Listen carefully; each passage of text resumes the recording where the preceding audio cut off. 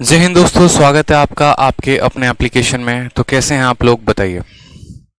सबसे पहले तो जो है वो दिल से माफ़ी मांगना चाहेंगे आप लोगों से कि आज आप लोगों की जो क्लास है वो काफ़ी लेट हो गई, काफ़ी लेट से स्टार्ट हुआ है। और रीज़न भी यहाँ पर बस यही है क्योंकि एक्चुअली क्या हुआ कि आपकी क्लास 11:30 में ही लगनी थी और मैं 11 बजे जो है वो गुरुकुल से निकल गया था और स्टूडियो में आ गया था यहाँ पर एकदम टाइम से क्लास लेने के लिए। लेकिन तभी फ़ोन आया कि गुरुकुल में जो है एक संत नगर थाने में जो है वो एक सब इंस्पेक्टर हैं और वो मुझसे मिलना चाहते हैं और वो पूरी टीम के साथ अपने आए हुए थे दल बल जो कहें। तो मैंने कहा किस बात के लिए, तो फिर मुझे पता एग्जैक्ट चल नहीं पाया कि रीज़न क्या है। बस इतना कहा गया कि सब इंस्पेक्टर आए हुए हैं, थाने के फलाने थाने के हैं और आपको यहाँ बुला रहे हैं। तो मैंने कहा चलो एक बार मिल के आते हैं, पता नहीं क्या लफड़ा हो गया, क्या हो गया, क्या नहीं हो गया। तो मैं फिर वहाँ पहुँचा तो फिर आने के बाद उन्होंने मतलब एक तरीके से कहें कि सर हाथ वाथ मिलाया और कहा कि गुरुजी मैं आपकी क्लास देखता हूँ और मैं फलाने थाने में अभी राइट नाउ ऐसा ही पोस्टेड हूँ, लेकिन मुझे जो है वो सीजीएल क्रैक करना है और सीजीएल में जो है मुझे मिनिस्ट्री ऑफ एक्सटर्नल अफेयर की पोस्ट चाहिए ताकि मैं फॉरेन में सेटल हो सकूँ। तो उसके लिए वो अपनी पढ़ाई करते हैं साइड बाय साइड और बाकी जो गाइडेंस है, बाकी जो टिप्स है, इस वजह से वो आए हुए थे। तब जाकर मुझे चलो कि हाँ यार कोई बात नहीं, यहाँ पर तो गाइडेंस के लिए आए हुए हैं। तो उन्हीं को बताते बताते जो है थोड़ा समय लग गया। इस वजह से पहले मैंने आपकी क्लास जो है वो 11:30 को 11:45 करवाया और अभी भी उनकी पूरी बात समाप्त हुई नहीं है। तो मैंने कहा आप नंबर ले लीजिए, आप आराम से रात में फ़ोन करिएगा, अभी हमारे पास इतना थोड़ा टाइम नहीं है, बच्चे जो है हमारे वेट कर रहे हैं क्लासेस का। इस वजह से थोड़ा सा लेट हो गया। तो इस वजह से हम जो है वो सॉरी कहना चाहेंगे क्योंकि क्या होता है ना, देखो यार मतलब लोगों को बस ये पता होता है कि ये गुरुकुल में है तो वो कभी भी आ जाते हैं। मतलब सिर्फ एक एसआई की बात नहीं करूं, फिर उनके बाद एक कांस्टेबल भी आए थे, ठीक है, फिर एक और लड़की भी आई थी, फिर एक आपको यूपी के मेरठ से आए थे। तो हर दिन डेली 4-5 लोग गुरुकुल में आते रहते हैं और मेरी गुरुकुल में क्लास 10:45 से 11 बजे खत्म होती है, आपकी 11:30 से स्टार्ट होती है। अब इस आधे घंटे के अंदर इतने लोग आते हैं ना कि मैं पूरा समय ही नहीं दे पाता और कभी कभी समय अगर उनको दे दिया तो आपकी क्लासेस डिले हो जाती है। तो मैं बड़ा धर्म संकट में पड़ जाता हूँ। बच्चे ऑनलाइन वाले ये सोचते होंगे अरे ये तो मौज कर रही है, तो जान के लेट आ रहे, बट बच्चे ऐसा नहीं है। मैं लेट क्यों आऊंगा ये बताओ। बट क्या बोले, जैसे मानिए अब आप ही में से कोई स्टूडेंट हो गया, ना पूछा ना कुछ पता किया मेरे शेड्यूल के बारे में, अब सीधा पहुंच गया, तो मुझे बड़ा खराब लगता है उसके बाद से जो है वो मना करना कि अरे यार आप इतने दूर से आए और मैं आपसे मिलूं भी नहीं। तो मिलता हूँ, समय होता है, ठीक है। तो ऐसे ही काफी सारे लोग, अब कल जो थे वो एक आपको दिल्ली क्राइम ब्रांच में थे, वो अपने बेटे के लिए आए थे कि अब मेरा बेटा तैयारी करना है, ठीक है, बताइए यहाँ पर। अब वो यार इतने सीनियर थे, ऑलरेडी क्राइम ब्रांच में पोस्टेड है, अच्छे लेवल पर पोस्टेड हैं, बहुत अच्छे सीनियर भी हैं पूरे अपने, वो भी दल बल के साथ आए थे मिलने। तो क्या मतलब बताओ। तो यही हो जाता है कि थोड़ा उधर समय देने के चक्कर में इधर लेट हो जाता है, बट ठीक है कोई बात नहीं इस समय हर कोई मिलना चाहता है। बड़ी बड़ी कंपनीज के यहाँ पर जो है वो मैनेजर्स आके बैठे पड़े हैं कि सर हमारी कंपनी के पे आ जाओ, पढ़ा लो, ये कर लो, वो कर लो। उनका तो हम फ़ोन रिसीव नहीं करते हैं। हाँ, लेकिन अगर कोई अपने पढ़ाई के लिए आता है तो उसको समय ज़रूर दिया जाता है। तो फाइनली कंक्लूजन ये है कि हमारी वजह से लेट हुआ, उसके लिए हम क्षमा चाहेंगे। क्लास हम स्टार्ट करते हैं, ठीक है, चलिए। और अगर कभी ऐसा लेट हो ना तो ये मत समझना कि हम यहाँ पर अपनी वजह से लेट कर रहे हैं। आप ही जैसे कोई भाई मित्र मेरे होते हैं जो मेरे भाई दूर दूर से आ जाते हैं और बस उनको वक्त देते देते ये वक्त निकल जाता है, ठीक है।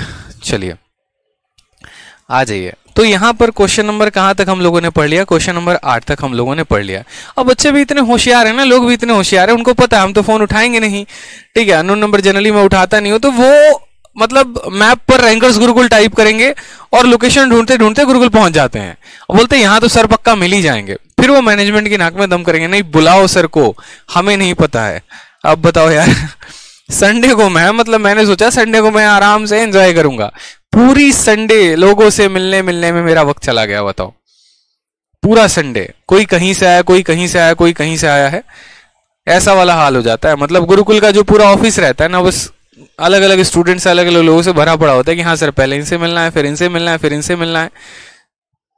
अब भाई साहब मैनेजर भी रखना पड़ गया है चलो आ जाओ क्वेश्चन देखो, यहाँ पे क्वेश्चन में क्या बोला गया। सोचो मेरे को पिछले कुछ महीने में एक मैनेजर, फिर उस मैनेजर का मैनेजर, इस तरीके से मुझे काम करना पड़ रहा है। अब एक मैनेजर है जो मुझे बताते सर इतने बजे से इतने बजे आपकी क्लास है, इतने बजे से इतने बजे इनसे मिलना है, इतने बजे से इतने बजे बुक्स के ऊपर काम करना है, इतने बजे से इतने बजे फलाने ऑफिस में जाना है, इतने बजे से इतने बजे ये करना है। अब शेड्यूल ऐसा वाला हो रखा है, एकदम टाइट और बिजी शेड्यूल। चलिए कोई बात नहीं, आज ही यहाँ पर हम पढ़ते हैं। तो सवालों में कहा गया है यहां पर कि the data given in the table shows the number of boys and girls enrol in 3 different stream in a school over 5 year. मैंने आपसे क्या कहा था कि जब भी आप डीआई पढ़ते हैं तो डीआई जब आप पढ़ते हैं तो डीआई में आपको किन किन चीजों का बात ध्यान रखना है, टाइटल, फुटनोट और यूनिट। ठीक है, आप यहां पर टाइटल देखेंगे तो टाइटल के बारे में क्या कहा है कि आर्ट्स में कितने लड़के हैं और कितनी लड़कियां हैं, साइंस में कितने लड़के कितनी लड़कियां, कॉमर्स में कितने लड़के कितनी लड़कियां। ठीक है, और उसके बाद हर साल दिया गया है। जैसे अगर मैं बात करूं यहां पर 2012 में, तो 2012 में 8 सब्जेक्ट चूज करने वाले लड़के 48 थे और 2012 में 8 सब्जेक्ट चूज करने वाली लड़कियां कितनी थी, 36 थी। इसी तरीके से 2012 में साइंस में इतने बच्चों ने एडमिशन लिया, लड़कों ने, और इतनी लड़कियों ने एडमिशन लिया। तो ये हमारे यहां पर टैबुलर डीआई हो गया, यहां पर टेबल के बारे में बात हो रही है। ठीक है, शशि कुमार कहते हैं कोई बात नहीं सर, हम भी आएंगे अपने कॉस्ट्यूम में आपसे मिलने। देखो ये शब्द आपने गलत कहा है शशि कुमार। ठीक है, कॉस्ट्यूम जानते हैं क्या होता है, कॉस्ट्यूम मेकअप आर्टिस्ट का होता है। ठीक है, आप जब सरकारी नौकरी में लगेंगे ना तो आपको कॉस्ट्यूम नहीं मिलेगा, आपको यूनिफॉर्म मिलेगी। बड़ा फर्क होता है, समझ में आ गया बात। कॉस्ट्यूम किसके लिए इस्तेमाल किया जाता है, अगर आप कॉस्ट्यूम को ढंग से पढ़ेंगे ना तो कॉस्ट्यूम जो हो गया, जैसे मान लीजिए कि आपको एक तरीके से मेकअप, जैसे मानो आपको किसी का रूप धारण करना है, कृष्ण जी का अवतार या कृष्ण जी का आपको ये लेना है, तो कृष्ण के कॉस्ट्यूम को आप पहनोगे। कॉस्ट्यूम नहीं कहते हैं, अप्रोप्रिएट वर्ब यूनिफॉर्म होता है, वर्दी होती है, वर्दी पहनकर आना है आपको, कॉस्ट्यूम पहनकर नहीं आना। ठीक है, आ जाइए सीजीएल 2020 का ये आपके सामने क्वेश्चन है। उमेश कुमार कहते हैं सर बहुत अच्छे इंसान हो आप, भगवान आपको सलामत रखे। बिल्कुल, और आप लोगों को भी रखे और बहुत तरक्की दे आप सभी को। जितने भी स्टूडेंट हैं भगवान उस सभी को बहुत तरक्की दे, लाइफ में उस सभी बच्चे आगे बढ़े और अपने मुकाम को जरूर प्राप्त करें। ठीक है, चलिए आ जाइए। तो बोला गया what is the ratio of total number of boys in year 2014, 2014 में टोटल नंबर ऑफ बॉयज, ठीक है, to the total number of girls in 2020। आप देखो 2014 में सबसे पहले चले जाते हैं और 2014 में जितने भी बॉयज हैं, क्या बोला है, टोटल नंबर ऑफ बॉयज इन 2014। तो 2014 में कितने कितने बॉयज हैं, अगर हम बॉयज के बारे में बात करें तो 2014 में यहां 42 हैं, यहां पर 42 हैं और यहां पर कितना है, 32 है। यानी बोलेंगे सर 42 जमा 42 जमा कितना हो जाएगा, 32 हो जाएगा। 40 40 80 80 और 30 110 और 110 में 6 जोड़ देंगे तो 116 हो जाएगा। उसका जो रेशियो है वो किसके साथ लेना है, तो total number of girls in year 2020, 2020 में जितनी भी लड़कियां हैं उनसे लेना है। तो 2020 में कितनी लड़की है, 43, कितनी लड़की है, 30 हो गया, और कितनी लड़की है, 41। तो यहां पर हम गर्ल्स के बारे में बात करें तो हम बोलेंगे सर 43 प्लस यहां पर हो जाएगा 30 और प्लस यहां हो जाएगा 41। तो 40 40 80 80 और 30 110 और 110 में हम यहाँ 4 जोड़ देंगे तो हमारा कितना हो जाएगा, 114 हो जाएगा। यानी लड़कों की संख्या 116 है और लड़कियों की संख्या कितनी है, 114 है, और हमें इन दोनों का रेशियो दे रखा है। तो हम बोलेंगे सर 116 का कंपैरिजन 114 के साथ करें। 2 से काटेंगे यहाँ पर तो 58 बार में कटेगा और 2 से काटेंगे तो 57 बार में कटेगा। 58 ratio 57, option number B for Baahubali is the correct answer हो जाएगा। समझ गए बात आप लोग यहाँ पे, ठीक है। चलिए पॉइंट क्लियर हुआ यहाँ पे कि 2014 में सभी लड़कों का डेटा लेना था और 2020 में सभी लड़कियों का डेटा लेना था, और हमें क्या करना था, तो यहां पर उनका जो है अनुपात लेना था। ठीक है, आ जाइए एक और क्वेश्चन जैसे आपके सामने। और आजकल तो माहौल ऐसा है ना पेपर में, आप बिलीव करिए आपको एक एक क्वेश्चन के लिए अलग अलग डीआई दिया जा रहा है। पहले क्या होता था कि आपको एक टेबल दे दिया जाता था, उसी के आधार पर 5 क्वेश्चन पूछ लेता था। अब आपका एग्जामिनर इतना चतुर और चालाक हो गया है कि वो क्या करता है कि आपको जो है एक क्वेश्चन के लिए एक डीआई, दूसरे के लिए दूसरा डीआई, तीसरे के लिए तीसरा डीआई, और ऐसे कर करके अलग अलग क्वेश्चंस के अलग अलग डीआई देता है। अब जैसे मानिए यहीं पर आप देखिए कि इस 2020 वाले सवाल में, ठीक है, टेबुलर का सिर्फ एक ही क्वेश्चन इसके ऊपर आया था, अगले क्वेश्चन के लिए दूसरा डीआई दे दिया। अब इसमें क्या क्या बोला वो समझो, वही टाइटल, फुटनोट और पॉइंट। इसमें कहा गया number of student enrolled for vocational courses in 5 different institute. यानी यहां पर क्या है कि कोई कोर्स चल रहा है, जैसे इंस्टीट्यूट, यहां पर ये सारे इंस्टीट्यूट के नाम दे रखे हैं A, B, C, D और ये उस कोर्स में एनरोल होने वाले बच्चों की संख्या है। जैसे इंस्टीट्यूट A में 2013 में कितने बच्चों ने एडमिशन लिया, 120 बच्चों ने। उसी ये इंस्टीट्यूट में 2014 में इतना एडमिशन आया, 15 में इतना एडमिशन, 16 में इतना, 17 में इतना, 18 में इतना। तो अलग अलग इंस्टीट्यूट में अलग अलग साल में कितने बच्चों ने उस कोर्स में एनरोलमेंट लिया, ये उनकी संख्या है। ठीक है, अब यहां पर सवाल हमसे बोला गया है क्वेश्चन नंबर 10, और इसमें क्या कहा गया है जरा देखिए। तो बोला गया the total number of student enrolled for vocational course in institute C in 2013, 14 and 17। यानी हमें सी वाले इंस्टीट्यूट का कौन कौन सा डेटा लेना है, 13 का, 14 का और 17 का। तो सबसे पहले हम सी वाले में जाएंगे और सी वाले का हम 13 का डेटा लेंगे, हम 14 का डेटा लेंगे और हम 17 का डेटा लेंगे। तो यहाँ सी वाले का जो मान आएगा वो कितना आएगा, तो बोलोगे सर 125 जमा यहाँ पर 120 और जमा कितना हो जाएगा 140। 12 12 24 24 4 28 28 10 38 385 हमारा आ जाएगा। कितना आ जाएगा 385। आपका जो एडिशन होना चाहिए ना उसमें एकदम रफ्तार होनी चाहिए मेरे भाई, ठीक है। उसके बाद यहां पर कहा गया है is what percent of total number of student enrolled in 5 institute इन 2018। 2018 में सभी इंस्टीट्यूट में जितने बच्चों ने एडमिशन लिया है उसका ये कितना परसेंट है। तो पहले हम जरा 2018 वालों की संख्या देख लेते हैं।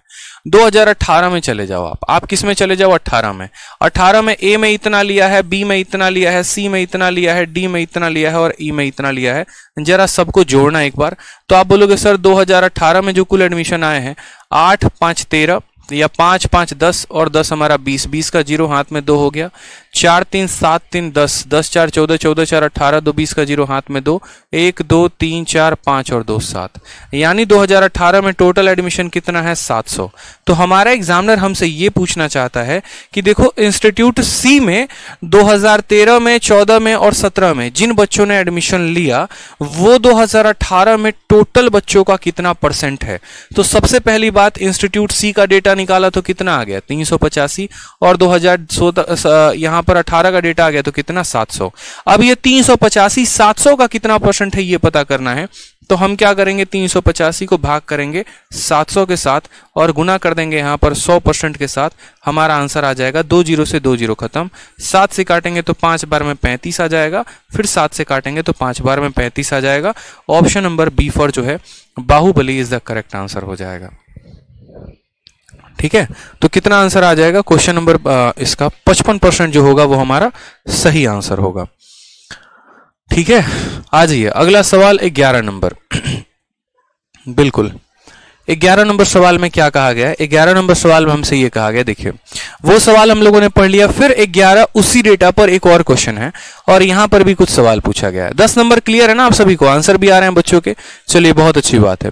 11 नंबर में देखिए क्या बोला गया है, the ratio of total number of student enrolled for vocational study in institute A C and E in 16। यानी हमें 16 का डेटा लेना है और 16 में किस किस इंस्टीट्यूट का चाहिए, तो ए का, सी का और ई का। तो सबसे पहले हम 16 में जाएंगे, हम ए का डेटा लेंगे, फिर हम सी का डेटा लेंगे और फिर यहां पर हम ई का डेटा लेंगे।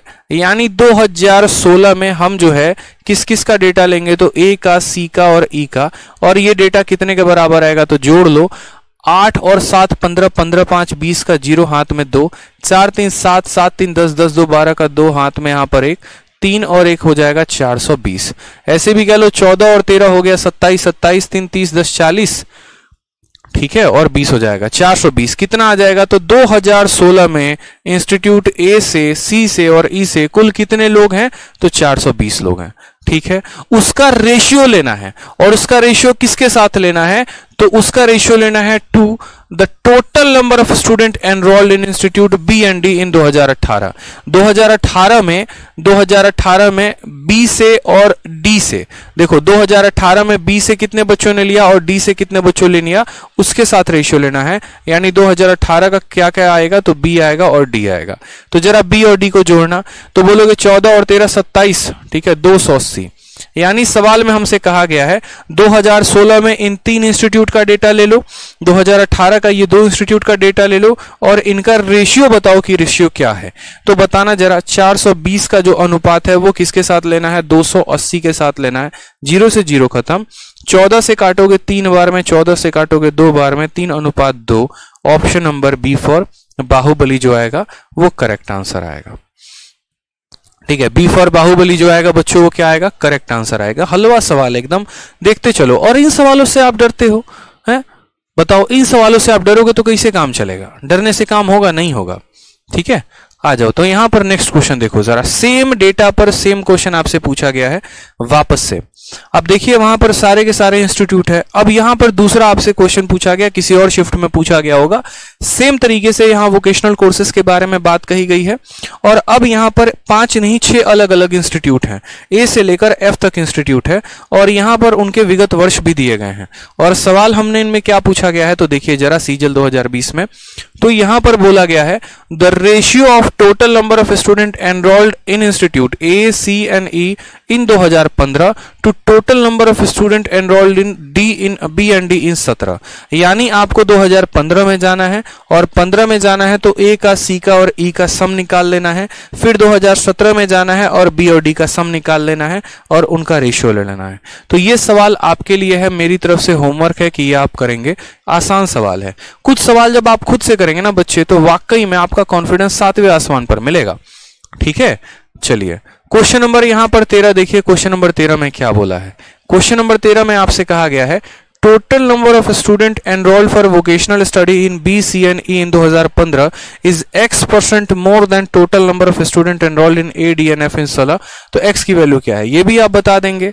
क्यों बता देंगे? क्योंकि इसमें आपको क्या क्या लेना है, तो 2016 में बी का, सी का और ई का सम ले लेना। ठीक है, और उसके बाद 2015 में बी, सी और ई का सम ले लेना, और 2016 में आप ए, डी और एफ का ले लेना, और ये देख लेना कि 15 वाला डेटा 16 वाले से कितना % है, और वहीं पर x की वैल्यू आ जाएगी और उसका आंसर बता देना। तो ये भी सवाल हमारे तरफ से आप लोगों के लिए क्या रहेगा, होमवर्क रहेगा। आ जाइए अगला वाला डीआई पढ़ते हैं। ठीक है, हाँ ये सब क्वेश्चन इजी हैं सर, बिल्कुल ये सब क्वेश्चन इजी हैं, और यहां पर आप आराम से जो है वो कर सकते हैं। नेक्स्ट देखिए यहां पर data, the data given in the table shows the number of student studying in 4 different disciplines in 5 institute. कहने का मतलब क्या है कि अब यहां पर एक दूसरा आपको डीआई दिया गया है, ये भी एक टेबुलर डीआई है, और इस डीआई में कितने इंस्टीट्यूट हैं तो बोलेंगे सर 5 इंस्टीट्यूट हैं। ठीक है, और यहां पर सब्जेक्ट कौन कौन सा है, तो ये आर्ट्स है, साइंस है, कॉमर्स है और कंप्यूटर साइंस है। ठीक है, यहां पर इंस्टीट्यूट ए में आर्ट्स वाले कितने बच्चे हैं, 36। इंस्टीट्यूट ए में साइंस के कितने बच्चे हैं, 48। इंस्टीट्यूट ए में कॉमर्स के कितने बच्चे हैं, इस तरीके से करके। तो हमारे इस पर्टिकुलर इंस्टीट्यूट में अलग अलग सब्जेक्ट में एनरोलमेंट लेने वाले बच्चों की यहां पर क्या दी गई है, संख्या दी गई है, और हमें उसके आधार पर क्या करना है, तो क्वेश्चन हमें बताने हैं। जैसे मानिए सबसे पहला क्वेश्चन, मैं आपको सबसे लेटेस्ट पैटर्न के क्वेश्चन करवा रहा हूं ताकि आपका कॉन्फिडेंस बिल्ड हो। मैं बार बार ये बात कह रहा हूं, तो इन सवालों को हल्के में ना ले, आराम से सॉल्व करे बार बार, क्योंकि जिस बच्चे को डीआई आ गया ना, तो यूं मैं कहता हूं, देखो पता है बिना डीआई के आपका स्कोर कितना होता है। अगर आप डीआई को छोड़ कर आते हो ना, तो आप 25 में मात्र 20 सवाल करके आते हो, यानी आप सिर्फ पेपर में 80% का पेपर करके आते हो। लेकिन जिसको डीआई आता है ना, वो पूरा का पूरा 100% सवाल करके आता है। और डीआई आ गया ना, तो उसके बाद मौज ही मौज है। आपके 2-3 चैप्टर एक तरफ रहता है और आपका डाटा इंटरप्रिटेशन एक तरफ रहता है। ठीक है, जैसे profit loss, time work, pipe system और भी कई सारे चैप्टर, इन तीनों को मिला दोगे ना तो इनके अलग सवाल हो जाएंगे, डीआई का अलग हो जाएगा। तो सोचो ये अकेला कम से कम 2-3 चैप्टर्स के ऊपर भारी पड़ता है, इसलिए इसको पढ़ेंगे और ढंग से पढ़ेंगे। और डीआई तो इतना आसान होता है ना, जिसमें ना कोई फॉर्मूला लगाने की आवश्यकता है, ना ही यहां पर कोई स्पेशल कंसेप्ट की आवश्यकता है। बस डेटा को पढ़ना है और उसको इंटरप्रेट करना है, और उसको इंटरप्रेट करने के आधार पर हम उसका आंसर दे पाएंगे। जैसे क्वेश्चन नंबर 14 देखिए, ये डेटा दे दिया, इसके आधार पर क्वेश्चन क्या बोला है, तो संस्थान ए और बी में मिलाकर कंप्यूटर विज्ञान का अध्ययन करने वाले छात्रों की कुल संख्या, यानी संस्थान ए और बी में मिलाकर कंप्यूटर, यानी किस किस इंस्टीट्यूट में लेना है, तो ए और बी में। और ए और बी में किसका किसका लेना है बताओ, तो कंप्यूटर साइंस का लेना है। यही बात बोला गया है, by what percentage number of student studying in computer science in A and B. तो हमें यहां पर लेना है कि कंप्यूटर साइंस पढ़ने वाले कौन कौन से इंस्टीट्यूट के बच्चे, ए और बी के बच्चे पहले कितने हैं, पहले उनको जोड़ो। तो ए में 57 बच्चे हैं और बी में इतने बच्चे हैं, तो 50 और 40 90, 8 और 7 15, यानी हमारा हो जाएगा 105 बच्चे हैं। ठीक है, उसके बाद ठीक है, अध्ययन करने वाले छात्रों की कुल संख्या बी और सी में मिलाकर कला का अध्ययन करने वाले कुल छात्रों की संख्या का कितना % है। अब यहां पर आ जाएंगे कौन कौन से इंस्टीट्यूट में, तो बी में और सी में। और बी और सी में यहां पर कला का मतलब क्या हो गया, आर्ट्स हो गया। ठीक है, number of student studying in arts in institute B and C, तो बी और सी का आर्ट्स का आपको लेना है, तो 45 और 55, यानी अब हमको आर्ट्स का डेटा लेना है और किस किस का लेना है, तो बी और सी का लेना है। 45 और 55 का सम कितना आ जाएगा, 100 आ जाएगा। तो यहां पर कहा गया है कि ये वाला जो डेटा है ना, इस वाले डेटा से कितना परसेंट अधिक है। ठीक है, बच्चा भी इसका आंसर बता देगा। दोबारा से समझ लो, by what percentage number of student studying in computer science in A and B more than number of student studying in arts in B and C. तो यहां पर ये वाला जो संख्या है ना, वो इससे कितना परसेंट ज्यादा है, कितना ज्यादा है, तो बोलना 5।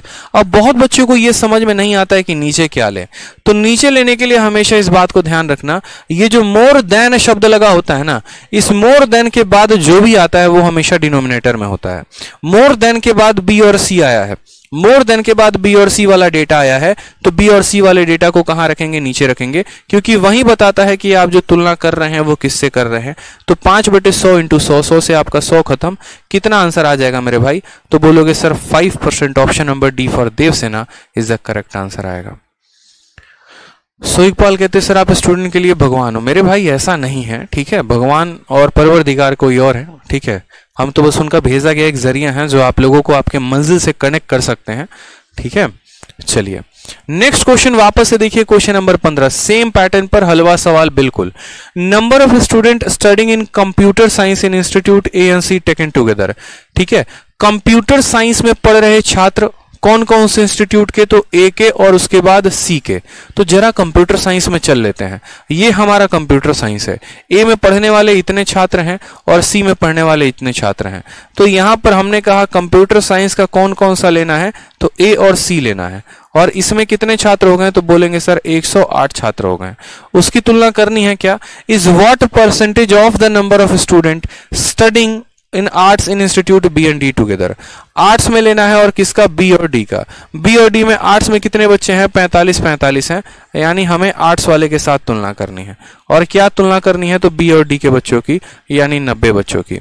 अब आप लोग मेरी एक बात को समझिएगा, दो तरीके से सवाल पूछा जाता है। एक तो ये पूछा जाता है कि यहाँ के बच्चे इससे कितना परसेंट अधिक हैं, समझ में आ गया बात यहाँ पे, कि ये जो स्ट्रेंथ है ना, इससे कितना परसेंट ज्यादा है। और दूसरा आपसे ये पूछा जाता है कि ये वैल्यू इसका कितना परसेंट है। जैसे मानिए मेरे पास 108 रुपए हैं, आपके पास 90 रुपए हैं, तो पहला सवाल मैं आपसे ये पूछूंगा कि मेरे पास जो पैसा है वो आपका कितना प्रतिशत है। ठीक है, और दूसरा सवाल मेरा आपसे ये होगा कि मेरे पास जो पैसा है वो आपसे कितना परसेंट ज्यादा है। समझ में आ रहा है बात। पहला सवाल ये रहेगा कि आपकी संपत्ति का मेरे पास कितना परसेंट है, 10% है, 20% है, 100% है, 2000% है, ये हमारा पहला सवाल। और दूसरा सवाल हमारा क्या रहेगा कि मेरे पास जो पैसा है वो आपसे कितना परसेंट अधिक है। अगर अधिक बोलेगा तो हम क्या देखते हैं कि ये 90 है और ये 108 है, यानी 18 ज्यादा है, तो 18/90 इंटू 100 कर देते हैं। और यहां बोला गया कि इसके पास जो पैसा है वो इसका कितना परसेंट है, तो उस परसेंट को निकालेंगे। इसके पास पैसा कितना है, तो 108 है, और वो किसका परसेंटेज बोला गया है, आर्ट्स का। तो आर्ट्स में कितना है, तो 90। मैंने कहा था ना, मोर देन के बाद जो भी आता है, मोर देन हो गया या जिससे देन शब्द के बाद जो भी आएगा ना, उससे हम कंपेयर करते हैं।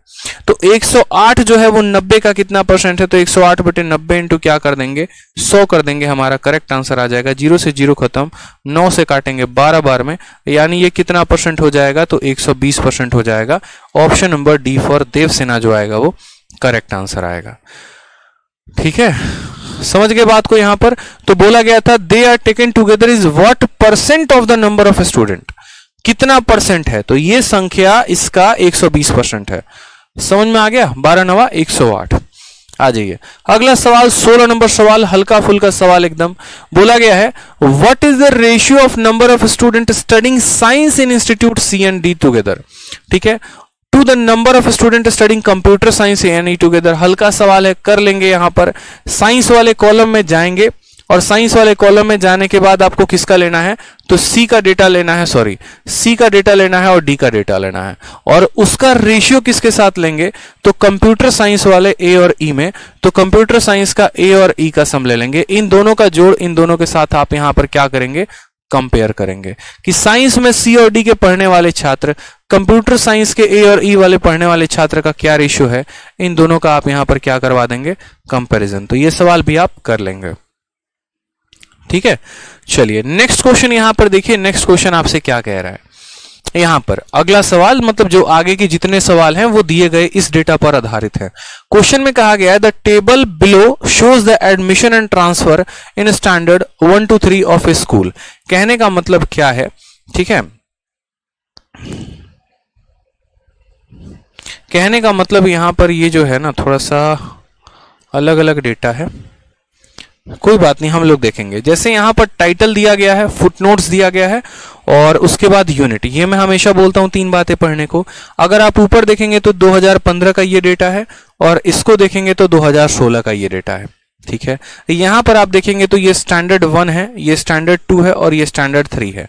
आज के समय में पहली कक्षा में कितने बच्चे पढ़ रहे हैं 232, दूसरी कक्षा में कितने बच्चे पढ़ रहे हैं 241, तीसरी कक्षा में कितने बच्चे पढ़ रहे हैं 248 बच्चे पढ़ रहे हैं। 2015 में इस पर्टिकुलर स्कूल में 12 एडमिशन होते हैं और 8 बच्चे ट्रांसफर ले लेते हैं, मतलब निकल जाते हैं, ठीक है। फिर 2015 में ही दूसरी क्लास में 6 बच्चे नए आते हैं तो 11 बच्चे निकल जाते हैं। 2015 में तीसरी कक्षा में कितने नए बच्चे आ रहे हैं 16, तो निकल कितने रहे हैं 13, ठीक है। उसी तरीके से 2016 में हुआ है कि इतने एडमिशन हुआ है तो ट्रांसफर इतना, इतना एडमिशन तो ट्रांसफर इतना और इतना एडमिशन तो ट्रांसफर इतना। ये सवाल जो है ये आपका दिया गया है, ठीक है। पीछे वाले क्वेश्चन में ऑप्शन मैच नहीं कर रहा है क्या? बच्चे कह रहे हैं सर ऑप्शन मैच नहीं कर रहा है। पीछे वाले क्वेश्चन में 16 में आपका ऑप्शन मैच नहीं कर रहा है। देख लेते हैं एक बार यहां पर रेशियो 8 और 6 14 और 4 और 3 7 8, 48 का रेशियो किसके साथ लेना है? Computer science in A and E, A और ई में, यानी 7 5 12, 5 5 10 1 11, इन दोनों का आपस में रेशियो लेना है।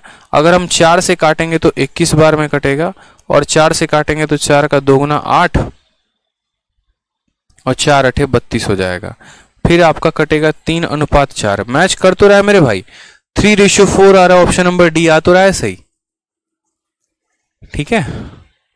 निशा विश्वकर्मा कह रही है सर ऑप्शंस मैच नहीं हो रहे। बिल्कुल मैच हो रहे हैं, 3:4 है और 3:4 आ तो रहा है 16 वाले का।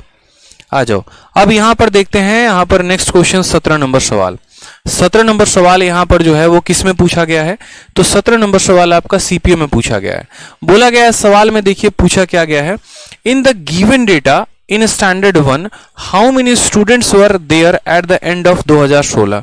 2016 के अंतिम तक कितने बच्चे मौजूद थे, ये हमसे बोला गया है कि दिए गए डेटा के अनुसार, ये आपका डेटा है, ठीक है, और दिए गए डेटा के अनुसार इन the given data in standard 1 यानी पहली कक्षा में, कौन से वाली क्लास में? पहली कक्षा में 2016 के अंत में कितने छात्र थे। तो सबसे पहली बात करते हैं ये पहली कक्षा की।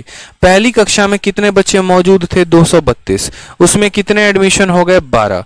कितने लोग निकल गए? 8। फिर एडमिशन कितने हो गए? 23। फिर कितने लोग निकल गए? 8। तो आज के समय में यहां पर कितने लोग मौजूद हैं, ये आपसे पूछा गया है, ये आपसे पूछा गया है।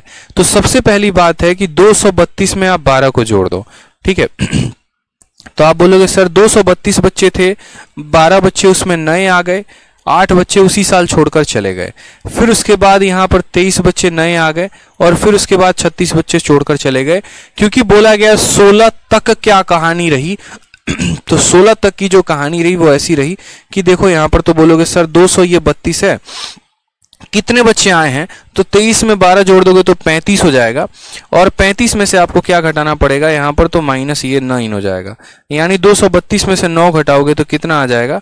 तो बोलोगे सर 222, 223 आ जाएगा। कितना आ जाएगा? 223 आ जाएगा। कौन सा ऑप्शन है? ऑप्शन नंबर ए, आ भी जाओ, इज द करेक्ट आंसर हो जाएगा। समझ गए बात? यहां पर आप इनको जब सॉल्व करेंगे तो बोलेंगे सर ये 23 और 32 प्लस का 35 बना रहा है, इसमें से हम 35 घटा देंगे तो -1, -1 और -8 -9, यानी 232 में से 9 घटा देंगे 223 हमारा आंसर आ जाएगा, ठीक है। अलग अलग बच्चों के अलग अलग आंसर आ रहे हैं। कुछ बच्चों ने यहां पर गलती, पता है क्या किया होगा? उन्होंने 232 में 23 को जोड़ दिया होगा और 36 को घटा दिया होगा। उन्हें ऐसा लग रहा होगा कि यार 2016 का डेटा पूछा है।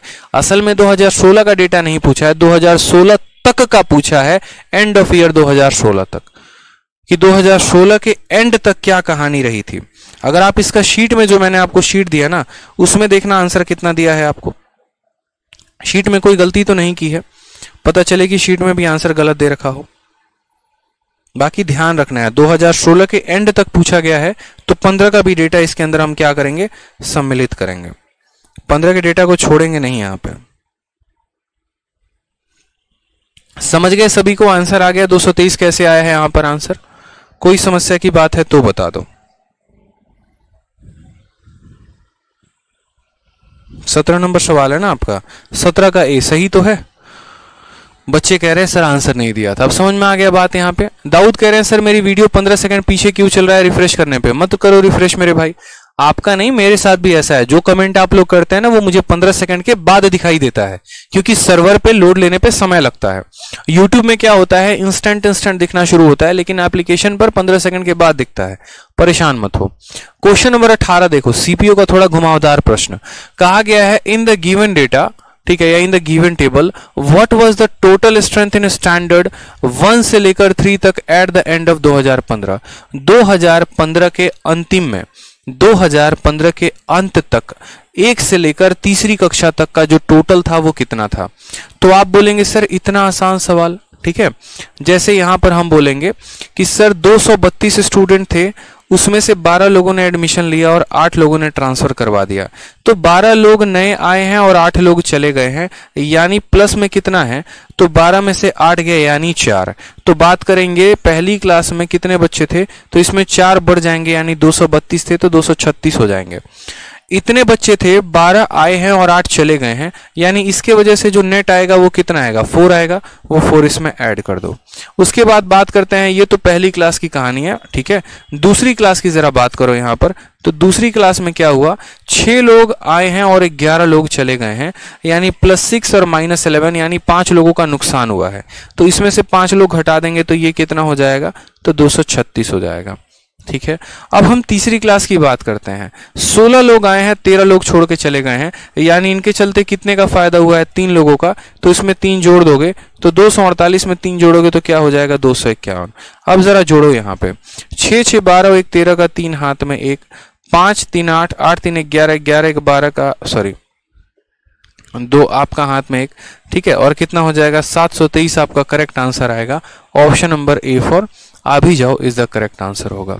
समझ गए बात को? यहां पर eight the end of year किस में बोला गया था? 2015 के अंतिम में। तो 2015 के अंतिम में कितने? 236 लोग।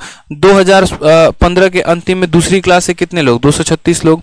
और उसी 2015 के अंत में तीसरी क्लास से कितने लोग आ गए? तो 251 लोग। सबको जोड़ा 723 आया, और 723 जो है वो गलत है, सॉरी गलत कह रहे हैं, वो सही उत्तर है, ठीक है। नेक्स्ट आ जाइए, अगला सवाल। एक बच्चे कह रहे हैं सर हिंदी में भी सवाल पढ़िए। चलिए हिंदी में भी बिल्कुल पढ़ेंगे, कोई दिक्कत की बात नहीं है। 19 नंबर सवाल को देखिए। बोला गया है इन द गिवन टेबल, ठीक है, दिए गए डेटा में, दिए गए सारणी में, what was the difference between admission, ये देखो डेमिशन, ठीक है, डेमिशन एंड एडमिशन होगा, यहाँ एडमिशन होगा, डेमिशन नहीं होगा, एडमिशन होगा, ठीक है। What was the difference between, अच्छा ये ए जो है ना, ये ए के बीच में यहाँ स्पेस आ गया, इस वजह से दिक्कत है। तो what was the difference in admission, ठीक है, and transfer in standard 3 in year 2016। दोबारा से समझिएगा, दी गई तालिका के अनुसार वर्ष 2016 में कक्षा 3, मतलब आपको वर्ष 2016 में जाना है, और किस कक्षा में जाना है? तो कक्षा नंबर 3 में जाना है। और बोला गया है नामांकन तथा स्थानांतरण में क्या अंतर था? सिर्फ 2016 में जितने बच्चों ने एडमिशन लिया और जितने बच्चों ने ट्रांसफर करवाया, उन दोनों का जो डिफरेंस था वो क्या था? तो आप मुझे यहां पर खुद बताइए, ठीक है। 2016 में एडमिशन लेने वाले छात्र कितने? 21। ट्रांसफर करवाने वाले कितने? 24। इनका जो डिफरेंस आया वो कितने का आया? 3 का आया। तो आंसर कितना होगा? ऑप्शन नंबर ए होगा। हलवा सवाल है, बताओ। 2016 में नामांकन और स्थानांतरण कराने वाले जितने छात्र थे, नामांकित किया कितने बच्चों ने? 21 ने। और स्थानांतरण करवाया कितने बच्चों ने? 24 बच्चों ने। तो यहां पर इनका जो अंतर आएगा वो कितने का आएगा? 3 बच्चों का आएगा, ठीक है। चलिए आ जाइए, अगला सवाल देखिए। हम आपको हर एग्जाम का डीआई करवा रहे हैं, चाहे वो सीएचएसएल का है, या वो सीजीएल का है, या वो सीपीओ का है, ताकि कॉन्फिडेंस आपका धीरे धीरे जो है वो आता रहे। धीरे धीरे हम आपके लेवल को बढ़ाएंगे, अचानक से नहीं बढ़ाएंगे। मेंस का भी डीआई है, वो भी करवाएंगे, पहले आसान वाले डीआई करवा लें, ठीक है। अब जैसे यहां पर एक और सवाल आता है अगले वाले सवालों के लिए, क्या कहा जाता है? The given table shows the number of car of 5 different model A, B, C, D and E produce during year 12 to 17, study table answer the given below. हमने क्या कहा, टाइटल पढ़िए। टाइटल में यहां पर सारे के सारे वर्ष दिए गए हैं 2012, 13, 14, 15, 16, 17 और यहां ये दिया गया है कि यहां पर किस किस कंपनी की कारें हैं। जैसे बोला गया ना, the given table shows the number of car in 5 different model. Model A में 2012 में कितनी कार है, मॉडल बी में 2012 में कितनी कार है, मॉडल सी में कितनी कार है। साथ में जो यहां पर डेटा दिया गया है, तो सबसे पहला पॉइंट आपने क्या पढ़ा, टाइटल। टाइटल में मतलब कारों के बारे में चर्चा है। दूसरा पढ़ा फुटनोट्स। फुटनोट्स क्या क्या है, तो इधर सारे के सारे वर्ष दिए गए हैं और इधर सारे के सारे आपको मॉडल दिए गए हैं। और तीसरा पॉइंट हो गया यूनिट। यूनिट की बात करेंगे तो यूनिट किस में है, तो 1000 में है। यानी अगर यहां 18 लिखा गया तो इसका मतलब ये 18,000 है। अगर यहां 26 लिखा गया तो इसका मतलब ये 26,000 है। अगर यहां पर 22 लिखा गया तो ये 22,000 है। इस तरीके से करके यहां पर, ठीक है, वो हमको दिया गया है, टाइटल, फुटनोट, सब कुछ। तो जैसे ये सीजीएल 2020 का ये क्वेश्चन है और आपसे इसमें सबसे पहला सवाल बोला गया है, इन द ईयर 2015, 2015 में विच type of car constitute exactly 20% of the total number of car produce that year. दोबारा से बोल दे, वर्ष 2015 में किस प्रकार की कार उस वर्ष उत्पादित कारों की कुल संख्या का ठीक 20% है। ठीक है, तो सबसे पहले हमें क्या करना पड़ेगा, तो 2015 में जितने भी कार उत्पादित किए गए हैं उनका टोटल निकालना पड़ेगा। ये हमारा 2015 है और 2015 में जितनी भी कारें हैं उन सब का टोटल निकालो, इन सब का टोटल कितना आएगा। तो वर्ष 2015 में देखो, ए हो गया, बी हो गया, सी हो गया, डी हो गया, ई हो गया, इन सब का टोटल कितना है, तो 100 है। वर्ष 2015 का टोटल कितना है, 100 है। और सवाल में बोला गया है कि 2015 में किस प्रकार की जो कार है वो 20% है, किसका, तो 20% है मेरे भाई टोटल का। यानी 100 का 20%, और 100 का 20% कितना होता है, 20 होता है। 100 का 20% कितना होता है, 20 होता है। तो ए में कितना कार प्रोड्यूस हुआ है, 18, बी में कितना हुआ है, 22, सी में कितना हुआ है, 26, डी में कितना हुआ है, 14 और ई में हुआ है 20। यानी ये जो 20 है इसी का 20% है।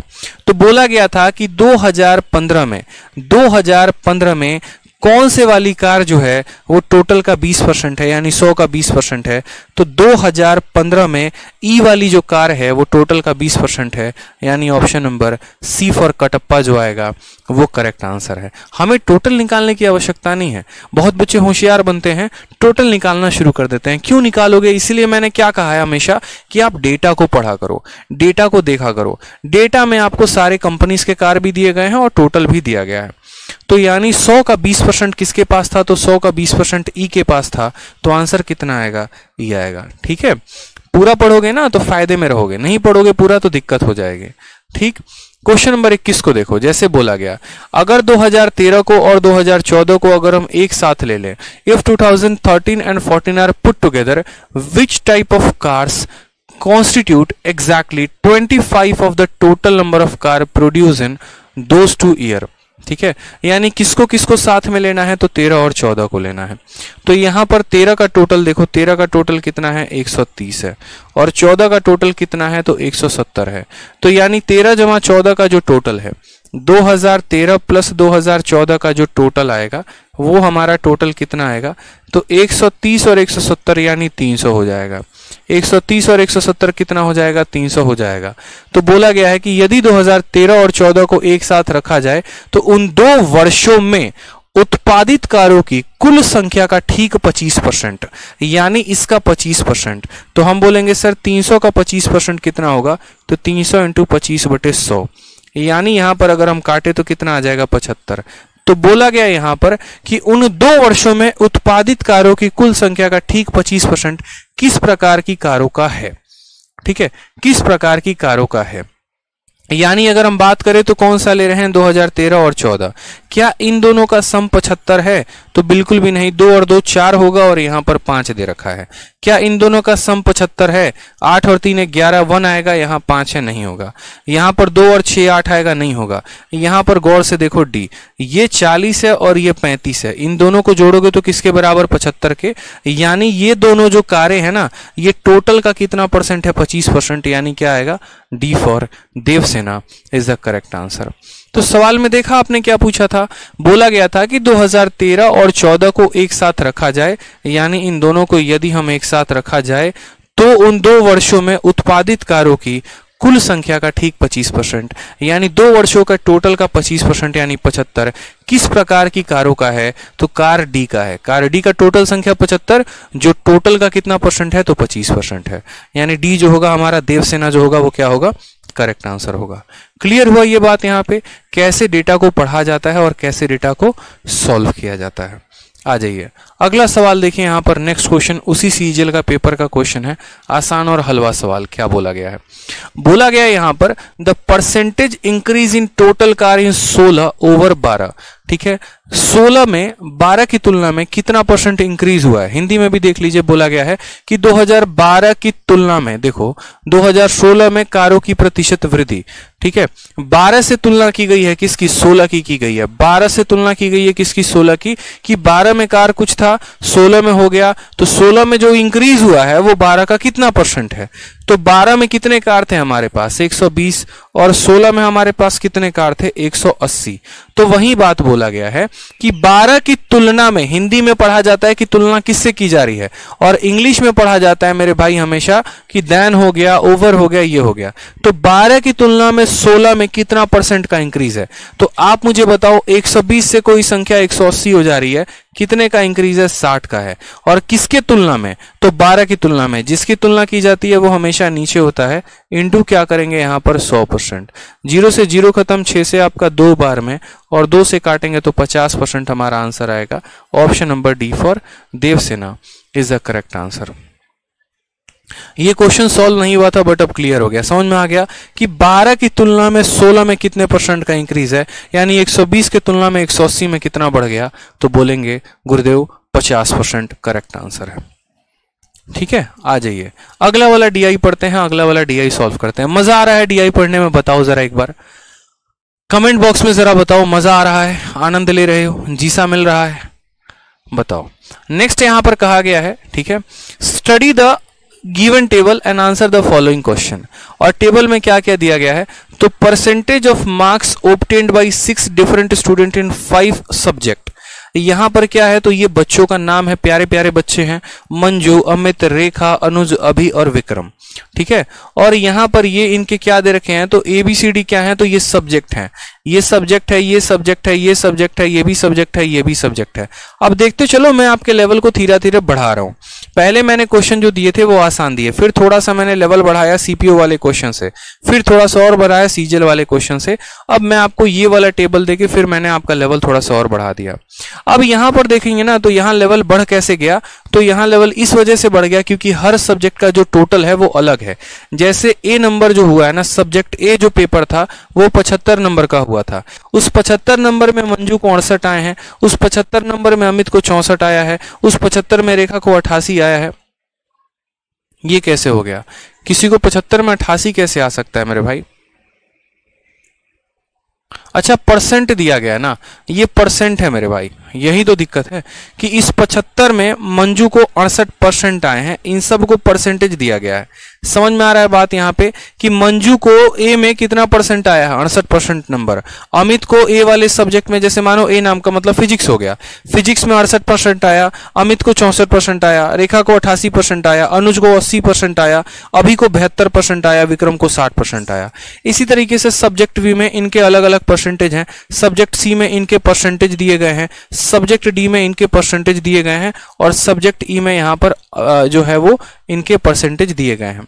ठीक है, और हमसे क्या बोला है, तो सबसे पहला सवाल क्वेश्चन नंबर 23 देखिए। क्वेश्चन नंबर 23 में क्या बोला है, बोला गया है the total marks obtained by Anuj in all the 5 subject. जो अनुज है हमारा, उसको अनुज को कितने नंबर आए हैं, हमें परसेंट से नहीं मतलब है, आप बस ये बता दो कि अनुज नाम का जो बंदा है उसके टोटल मार्क्स कितने हैं, सभी सब्जेक्ट को मिला दे तो सबसे पहले अगर हम यहाँ अनुज भाई साहब की बात करेंगे तो अनुज के बारे में थोड़ा बहुत हम ज्ञान प्राप्त करते हैं। तो हमने देखा यहाँ पर ये हमारे अनुज जी मौजूद हैं, अनुज को जो है ना वो यहाँ कितना परसेंट आया है, 80 नंबर। तो अगर हम ए में बात करें तो ए वाले सब्जेक्ट में अनुज को कितना परसेंट आया, 80 नंबर। ठीक है, 80% नंबर आया है। अनुज को कितना परसेंट आया, 80%। दोबारा से बोल रहा हूं, अनुज को कितना परसेंट आया, 80%। लेकिन वो 80% किसका 80% निकालोगे तो 100 का 80% निकालोगे, 200 का 80% निकालोगे, 300 का 80% निकालोगे, किसका? तो जितने नंबर का पेपर होगा उसी का तो 80% निकालोगे ना। तो यहां पर जो पेपर ए है वो 75 नंबर का है और उस 75 नंबर का वो 80% लाया है, यानी ए में 75 का 80% यानी 75 इंटू 80/100। फिर उसके बाद यहां बात करते हैं बी वाले सब्जेक्ट में। ये हम किसकी चर्चा कर रहे हैं, अनुज की चर्चा कर रहे हैं। ठीक है, फिर बी वाले सब्जेक्ट में उसको कितना परसेंट आया है, 55%। लेकिन वो 55% वापस से किसका, तो 80 का 55%, यानी बोलोगे सर 80 इंटू 55 बटे क्या हो जाएगा, 100 हो जाएगा। फिर उसके बाद यहां पर सी वाले सब्जेक्ट में जनाब के 68% नंबर आए हैं। किसका 68%, तो 100 का 68%। तो बोलोगे सर 100 इंटू 68/100। समझ में आ गया बात यहां पे। उसके बाद बात करते हैं सब्जेक्ट डी में उन बंधु के कितने नंबर आए हैं, तो 66। किसका, 50 का 66%। तो बोलोगे सर 50 इंटू 66 और बट्टे में कितना हो जाएगा, 100। और लास्ट जो सब्जेक्ट हो गया वो हो गया ई में कितना परसेंट आया है, 84%। किसका, 150 का 84%।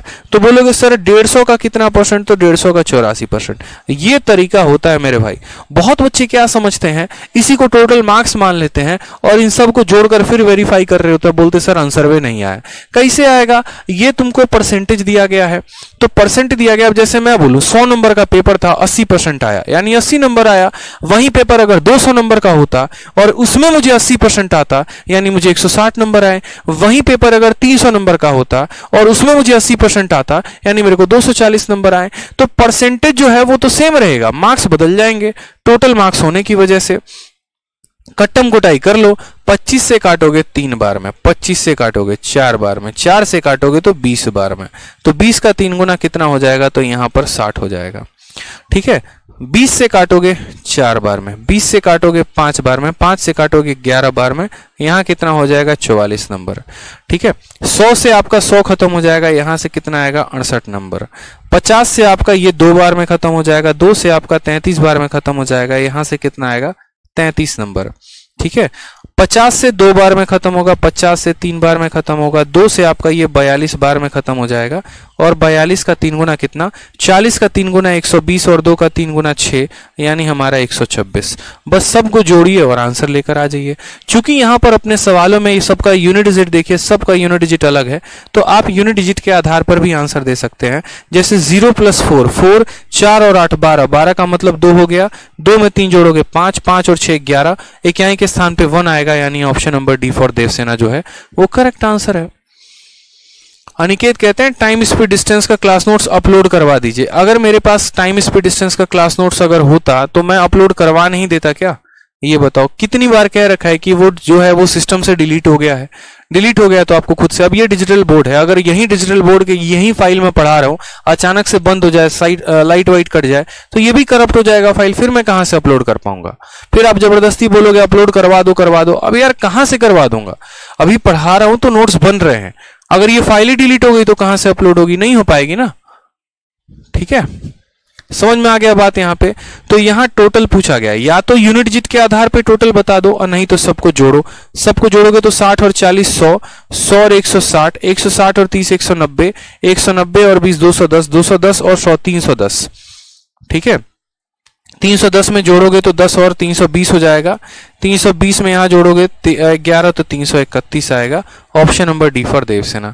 तो एक आधा सवाल होते हैं मेरे भाई यहां पर जो पेपर में पूछे जाते हैं, जैसे सबकी मुन्नी कर गए, इन्होंने बोला हम परसेंटेज कैलकुलेट नहीं किए, डायरेक्ट सम कर रहे थे, तो यही तो आपकी गलती थी। परसेंटेज दिया गया था तो परसेंट कैलकुलेट करना था।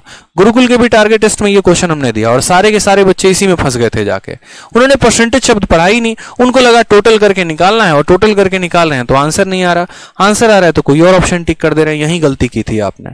ठीक है, आ जाइए क्वेश्चन नंबर 24 में देखिए क्या बोला गया है। The total marks obtained bye Amit किस किस सब्जेक्ट में, ए में, बी में और सी में, is what percent less than total marks obtained by Vikram in subject B C D and E together. यानी हमें अमित के कौन कौन से सब्जेक्ट के मार्क्स निकालने हैं, तो ए का, बी का और सी का। यानी यहां पर हम अमित को लेंगे। ठीक है, समझिएगा मेरी बात को, हम किसको लेने वाले हैं रडार पे, तो अमित को लेने वाले हैं। और अमित के कौन कौन से सब्जेक्ट को लेंगे, तो यहां पर ए को लेंगे, बी को लेंगे और सी को लेंगे।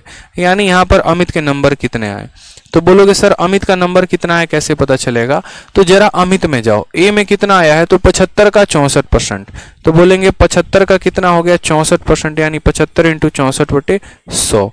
फिर उसके बाद उसको बी में कितने नंबर आए, तो 80 का 65%, कितना आया 80 का 65%, तो 80 का कितना कर दोगे 65% कर दोगे, ये आपका बी में आ गया।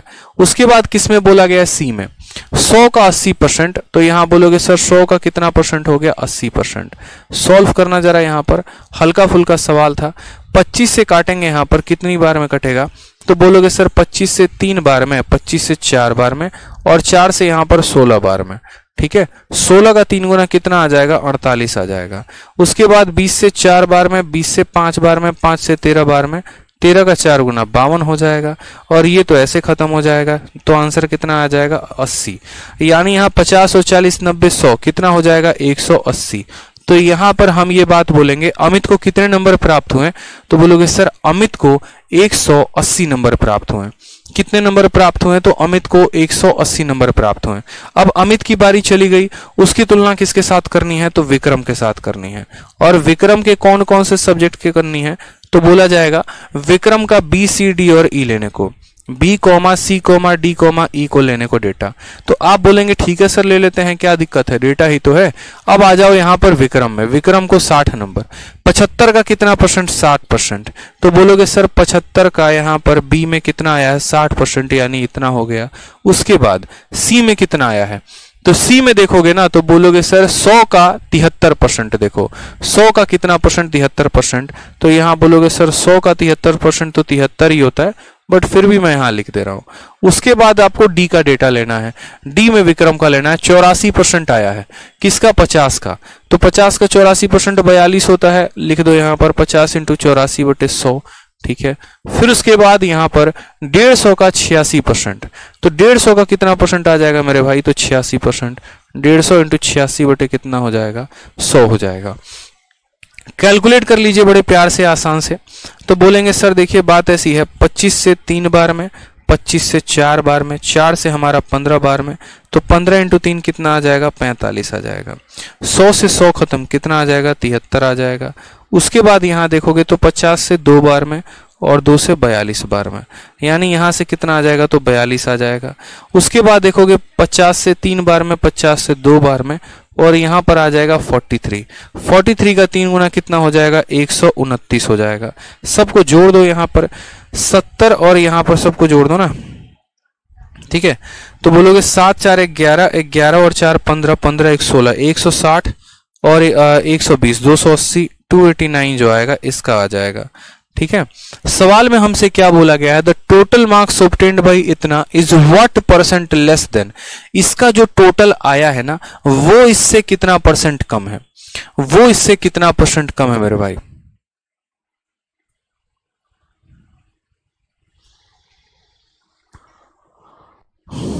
अच्छा, यहां पर विक्रम का बी लेना है, माफ करना विक्रम का यहां बी लेना है। एक डेटा मैंने गलत ले लिया है, इसको थोड़ा सुधार लेना है यहाँ पर आप लोग।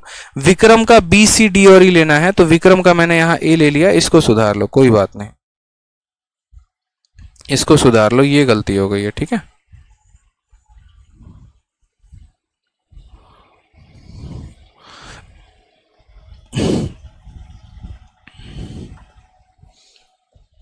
यहां पर जो है ना हमें विक्रम का बी लेना है, यानी विक्रम का 80 का 70% लेना है, ये माफ करेंगे।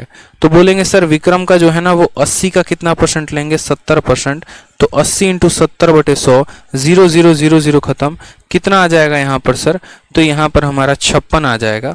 और फिर उसके बाद यहाँ पर कितना रहेगा, तो 56 के बाद 73 रहेगा, फिर 42 और फिर इतना, इन सबको जोड़ दो।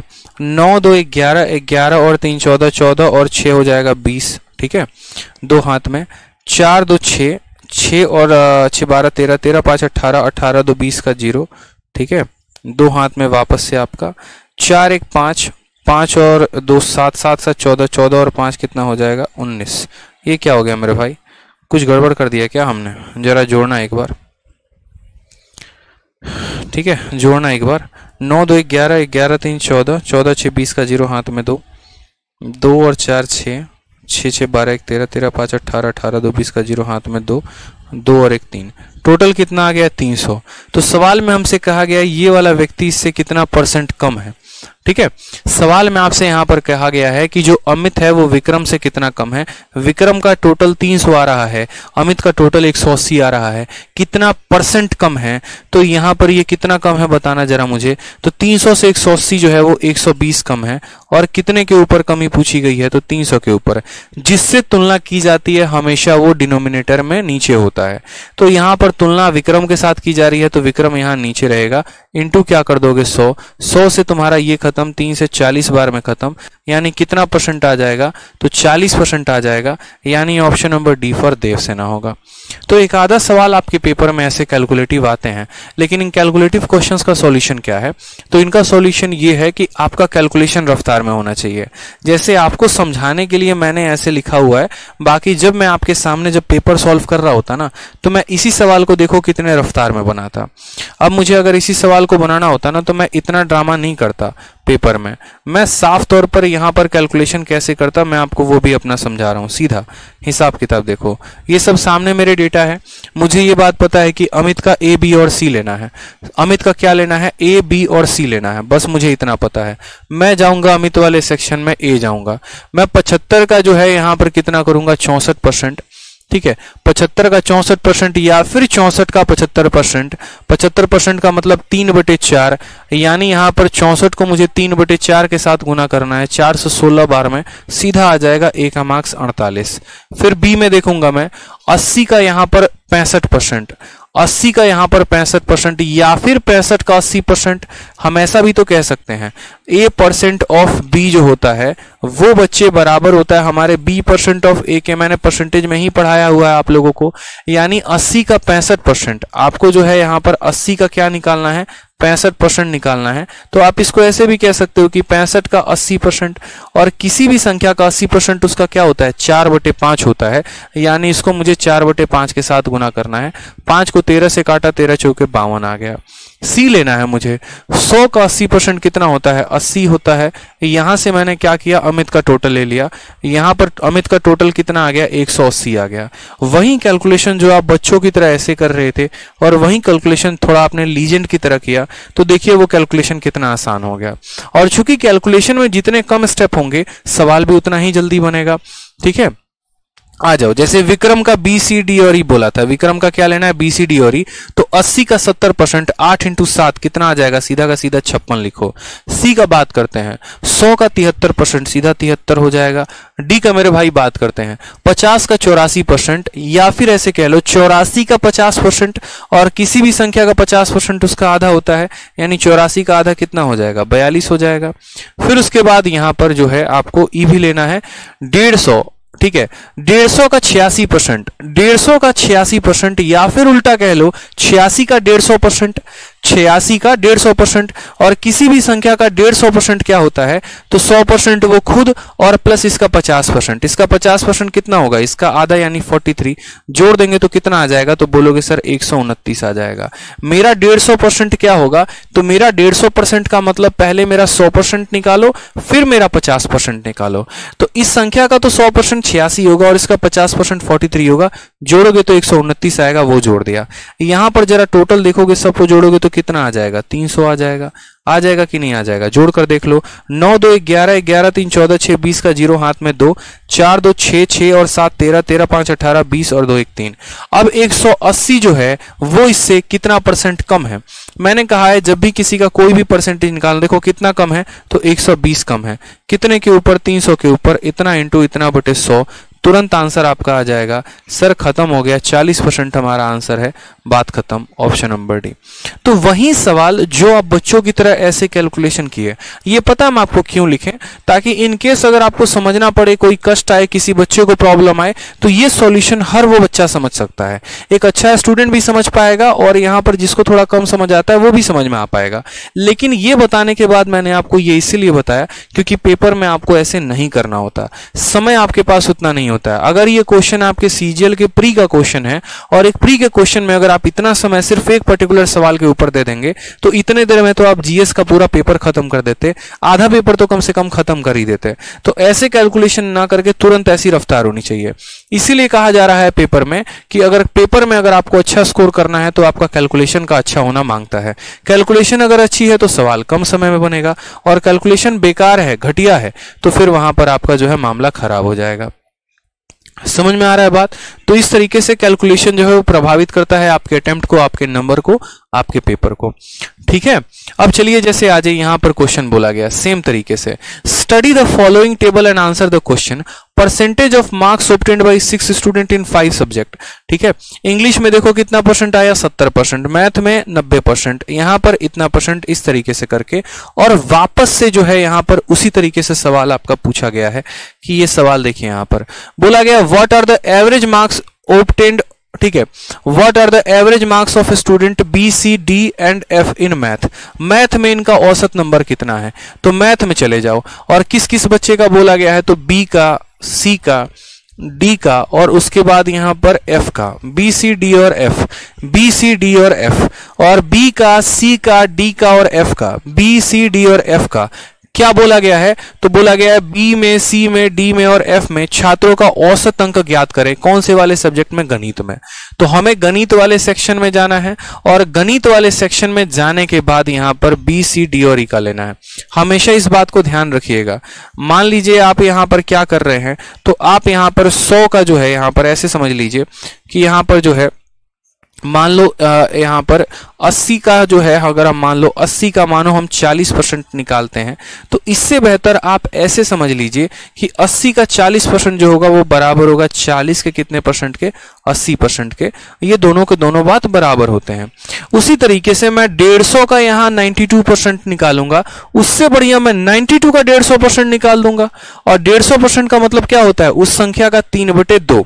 ठीक है, यानी हर संख्या में आपको कितना गुना करना है, तो इसका भी 3/2, इसका भी 3/2, इसका भी 3/2, इसका भी 3/2। तो एक काम करो, इन सब को जोड़ दो, यहां पर इन सब को क्या करो, जोड़ दो, और लास्ट में तब सबका क्या कर देना, 3/2 कर देना। ऐसा भी कर सकते हो कि यहां पर इसका भी 150%, इसका भी 150, इसका भी 150, और यहां पर जो है आपको इसका भी 150 निकालना है। ठीक है, आपसे बोला गया है एवरेज। अब देखेंगे यहां पर जो एवरेज का मतलब होता है वो क्या होता है, एवरेज का मतलब होता है टोटल सम अपॉन यहां पर नंबर। ये आपने पढ़ा है। एवरेज निकालने का फॉर्मूला क्या होता है कि सम कितना है और नंबर कितना है। सम निकालने का मतलब यहां पर होता है 92। देखो 150 का 92%, मैं आपको एकदम आसान भाषा में समझाता हूं। 150 का कितना परसेंट, तो 92%। फिर उसके बाद यहां पर आ जाएगा 150 का कितना परसेंट, तो 80%। समझते चलेंगे, आसान आपके लिए कैसे बन जाएगा। फिर उसके बाद 150 का कितना परसेंट, 74%। और उसके बाद फिर यहां पर कितना हो जाएगा मेरे भाई, यहां पर तो 150 का यहां पर कितना हो जाएगा, तो बोलोगे सर 150 का कितना परसेंट है, तो 84% है। ये तो इनके नंबर आ जाएंगे यहां पर 150 का इतना परसेंट, 150 का इतना परसेंट, 150 का इतना परसेंट, 150 का इतना परसेंट। ये क्या आ गया, टोटल सम आ गया। और इस टोटल सम को भाग करेंगे नंबर के साथ। नंबर का मतलब क्या हो गया, 1 2 3 4, 4 सब्जेक्ट हैं तो नंबर ऑफ सब्जेक्ट के साथ, नंबर ऑफ सब्जेक्ट के साथ। क्लियर हो गया यहां पर बात? ठीक है, बस यहां औसत निकाल दो। 150 यहां भी है, यहां भी है, यहां भी है, यहां भी है, तो 150 और परसेंट दोनों जगह पर है, तो 150% कॉमन निकाल दो, जो मैं शुरू में कह रहा था। यहां कितना बच जाएगा, तो बोलोगे 92। यहां कितना बच जाएगा, तो बोलोगे 80। यहां कितना बच जाएगा, बोलोगे 74। यहां कितना बच जाएगा, 84। और बट्टे में मेरे भाई कितना है, तो 4 है। ठीक है, आप ये काम सीधा का सीधा ही कर सकते थे, शुरू में ही सबको जोड़ देते और सबको जोड़ने के बाद उसका 150% निकाल देते, बट कोई बात नहीं, आप अभी भी ये काम कर सकते हो।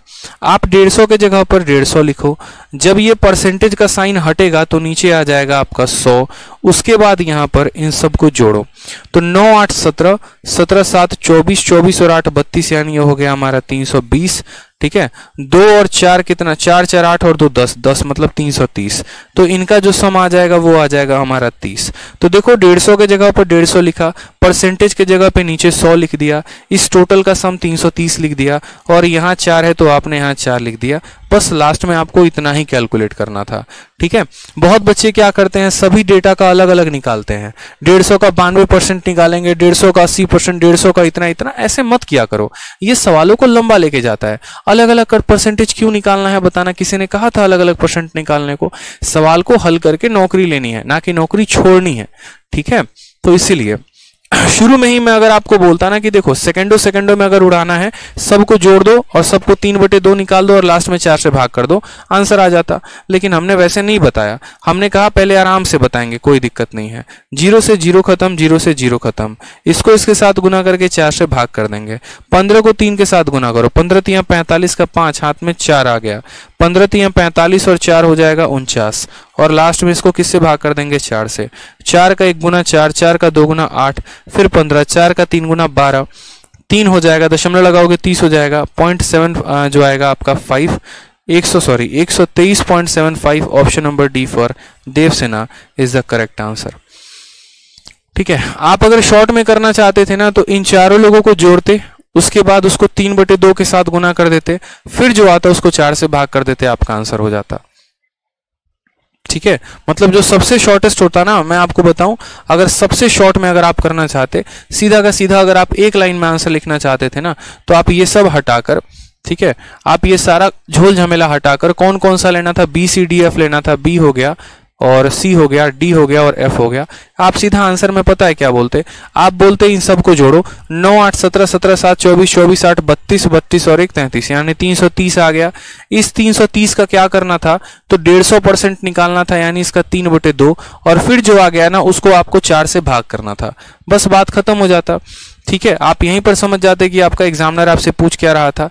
आप यहां से काटते, 2 से तो कटता आपका 2 एकम 2, ठीक है, 165 बार में 165 को 3 से गुना करके 4 से भाग कर देना था, 16 3 के 48, 495, और 495 को आप 4 के साथ भाग करते, 4 एकम 4, 4 दूनी 8, 123.75, ये आपका आंसर आ जाता। तो यही होता है समझदारी की बात। जिसको समझ नहीं आता है शुरू में DI को, तो वो एकदम ऐसे करता है बच्चों की तरह, क्या करता है, टोटल सम निकालेगा, ऐसे पूरा का पूरा टोटल सम निकालेगा, फिर लास्ट में भाग करेगा। और जिसको ये बात पता है, जिसकी कैलकुलेशन भी गोली से ज्यादा तेज है, वो क्या करेगा, तुरंत सम निकालेगा, उस सम का 150% यानी उस सम का 3/2, और बाद में उसको 4 लोगों में बांटना है, 4 से भाग करके आंसर इतना लेके आ जाएगा। इसीलिए तो मैं कहता हूं कि मैं पेपर को जो है यहाँ पर कितने जल्दी में 9 मिनट में खत्म करता हूं, इन्हीं आधार पे, क्योंकि मेरी रफ्तार है, मेरी कैलकुलेशन के पास रफ्तार है, मेरे कंसेप्ट्स क्लियर हैं, तो मुझे पता होता है 4 लोगों का 150% निकाल के किससे भाग कर देना है, 4 से भाग कर देना है, आंसर आ गया, बात खत्म। ठीक है, तो आगे के क्वेश्चन जो है वो यहां पर हम लोग कल करेंगे क्वेश्चन नंबर 26 से। तब तक जितने सवाल कराए हैं उनको क्या करना है, रिवाइज करना है। ठीक है, और आगे के क्वेश्चंस भी खुद से प्रैक्टिस करने हैं। आज आप लोगों ने जो है यहाँ पर, ठीक, आज आप लोगों ने काफी अच्छा रेस्पॉन्स दिया और मुझे काफी इस बात की खुशी हुई है। जो रेस्पॉन्स आप लोगों का रहा है, जिस तरीके से बड़े शालीनता से आप लोगों ने पढ़ा है, कल भी इसी तरीके से हम लोग अच्छे से पढ़ेंगे। ठीक है, और मन लगाकर यहाँ पर सभी क्वेश्चंस को सॉल्व करेंगे। सीखते रहिए कुछ नया, ऐसे ही डेली के क्लासेस में मजा आते रहेगा आप लोगों को, और ऐसे ही नाम करते रहना आप लोगों को। अपना भी नाम बड़ा करना है, अपने माँ बाप का नाम बड़ा करना है, अपने देश का नाम बड़ा करना है।